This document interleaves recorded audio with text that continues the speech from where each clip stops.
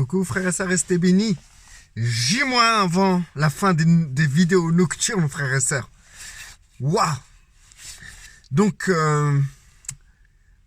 alors, hier, j'ai parlé par rapport au peuple de Dieu que y avait tout pour nous diviser, quoi.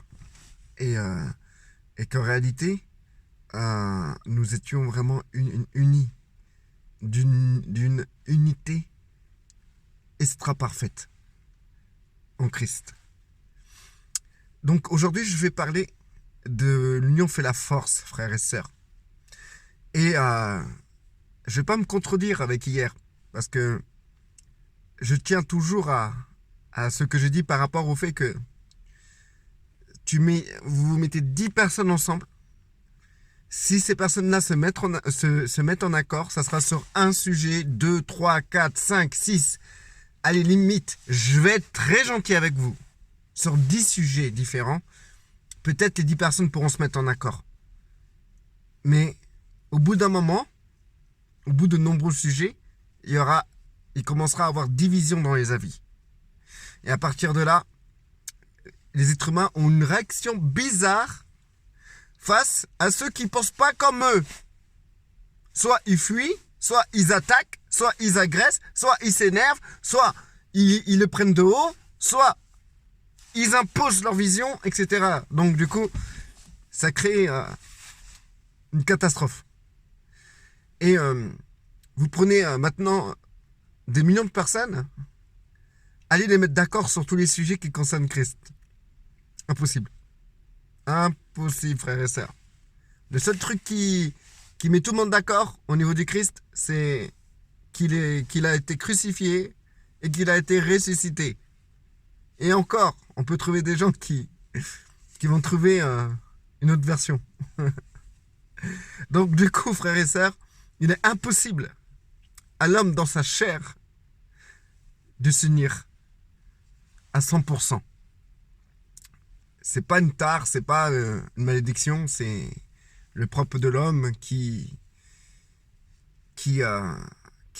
évolue selon ses moyens, selon sa capacité intellectuelle, selon sa compréhension, selon ce que le Seigneur lui montre, selon la manière dont il arrive à puiser dans la lumière du Saint-Esprit qui vit en lui. Donc du coup, il y a un panel de choses qui font que les gens pensent autrement. Et on ne peut pas dire que c'est pas bien. On peut simplement approuver cela. Parce que c'est la preuve même que nous sommes des êtres qui évoluons et qui régressons aussi, bien sûr. On n'est jamais stable. Ce que tu penses aujourd'hui, ça ne sera sûrement pas ce que tu penses demain. Ce que tu penses aujourd'hui, après quelques épreuves, c'est quelque chose que tu penses qui t'amènera à penser autrement. Donc il n'y a aucune stabilité dans tes pensées. Donc après, maintenant, dans cette instabilité, et chercher à être en accord avec une vingtaine de personnes qui eux-mêmes sont instables dans leurs pensées, ça crée une catastrophe monumentale. Donc, l'union fait la force, frères et sœurs. Cette union, elle n'est pas charnelle, elle n'est pas théologique, elle n'est pas doctrinale, elle n'est pas basée sur des théories ou sur des pensées communes. L'union, se fait à travers le Saint-Esprit, à travers le Christ. Christ vit en nous à travers le Saint-Esprit. Toute personne qui croit à l'œuvre du Christ, qu'il a été crucifié, qu'il a été ressuscité, et que Dieu l'a fait roi des rois, Seigneur de la terre et des hommes, qu'il a tout mis en Christ, que toute justice est en Christ. La personne qui a mis sa foi en l'évangile, à cette bonne nouvelle, reçoit le Saint-Esprit. Et le Saint-Esprit fusionne avec son esprit. Et il devient une nouvelle créature. Donc, là où on va trouver de la force avec une centaine ou quelques personnes qui ont un intelligence instable, un raisonnement instable, des théologies instables, des doctrines instables, Parce que même si tu crois en une théologie ou une doctrine aujourd'hui, dans 10 ans, peut-être tu croiras peut-être la même doctrine, mais d'une autre manière. Donc du coup,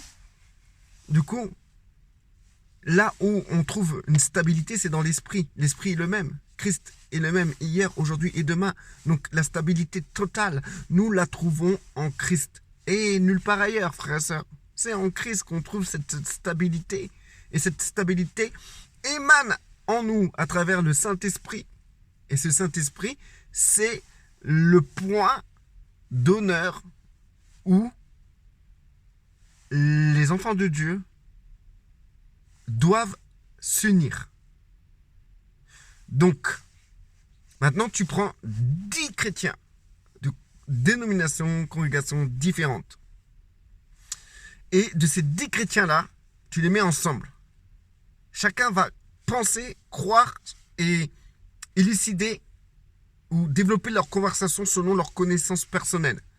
Ce qui crée une sacrée instabilité dans cette forme de communion qu'il y a entre ces 10 personnes au même endroit. Maintenant, tu prends 10 autres personnes conscientes que ce qu'ils pensent, ce n'est pas le point stratégique sur lequel il faut s'appuyer. Mais ce qui compte, c'est le Saint-Esprit, c'est Christ.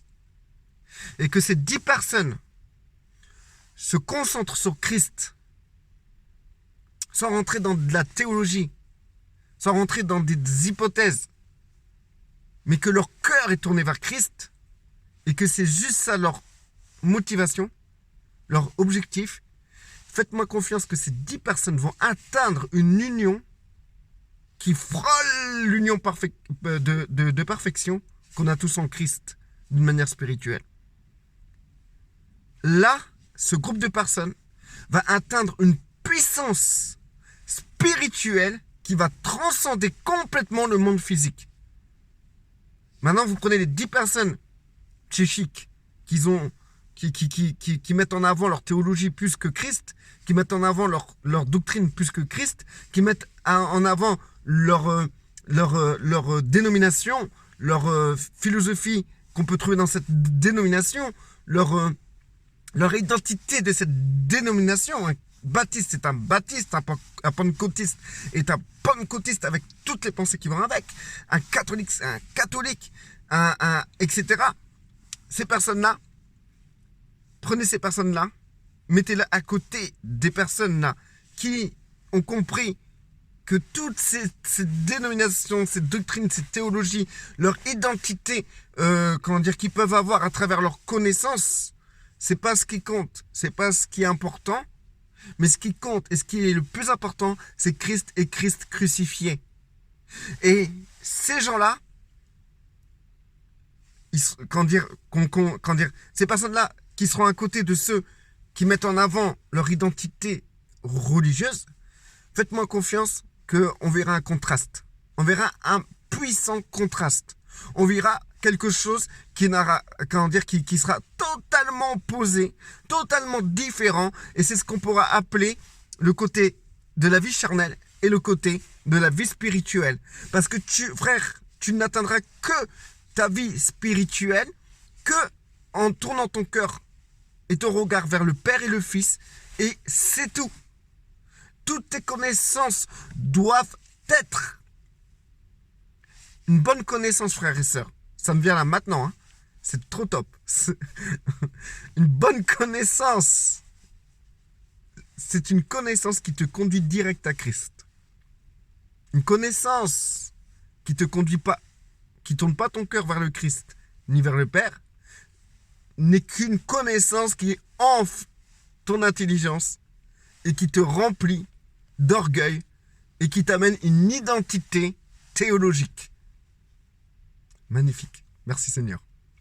Donc du coup, frères et sœurs, pour conclure, quand vous contactez un frère ou une sœur en Christ, vous avez 2 solutions. Soit vous venez avec votre identité intellectuelle, ou soit vous venez avec votre identité en Christ. Et si vous venez avec votre identité en Christ, tout ce que vous devez faire, tout ce que vous savez, doit amener vos cœurs et votre regard vers le Père et le Fils. Le reste, c'est juste du superflu et de la perte de temps, frères et sœurs. Et on en a perdu beaucoup du temps, malheureusement. Tant pis. Que cela nous serve de leçon. Restez bénis, frères et sœurs, que la paix demeure sur vous.